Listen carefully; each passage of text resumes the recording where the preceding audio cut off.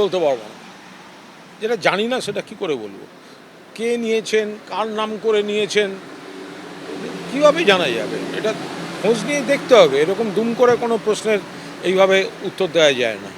আর মমতা বন্দ্যোপাধ্যায় তিনি নিজেই তাঁর বই পড়তে ভালোবাসেন, বই পড়াশুনো লেখালেখির মধ্যে থাকেন, ফলে এই ধরনের দুম করে একটা অভিযোগ করে দিল তার আগে পিছু না দেখে। বিষয়টা খোঁজ নিয়ে নেওয়া উচিত। এগুলো হচ্ছে সম্পূর্ণভাবে রাজনৈতিক উদ্দেশ্য প্রণোদিত।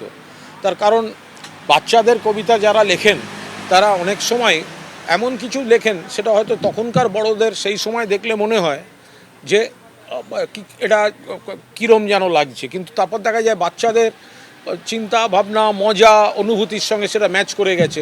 হাট্টিমাটিম টিম, তারা মাঠে পাড়ে ডিম। এবার বুঝুন, তা হাট্টিমাটিম টিম কেউ দেখেছেন? তার ডিম কেউ খেয়েছেন? তো কেউ তো লিখেছিল হাট্টিমাটিম টিম, তারা মাঠে পাড়ে ডিম, তাদের খাড়া দুটো সিং, তারা হাট্টিমাটিম টিম। তো সুতরাং সেই সময় যদি কারোর মনে হয়ে থাকে হাট্টিমাটিম টিম, সেটা কোনো ইয়ে নয়। তো ফলে মমতা বন্দ্যোপাধ্যায় বা যারাই বাচ্চাদের জন্য যখন কিছু লেখেন, এমন কিছু শব্দ থাকে বাচ্চাগুলোর তাদের উচ্চারণের সুবিধা হয়, একটা তাৎক্ষণিক আমোদ থাকে, তার মধ্যে দিয়ে মজার মধ্যে দিয়ে কিছু শেখে। ফলে সবসময় সেগুলো যারা এইটা সমালোচনা করছেন, আমাকে এক পিস হাট্টিমাটিম টিন এনে আমায় ডাকে পাঠাবেন, আমি গিয়ে একবার দেখে আসবো, আর তার ডিমের একটা অমলেট খাওয়াবেন আমায়।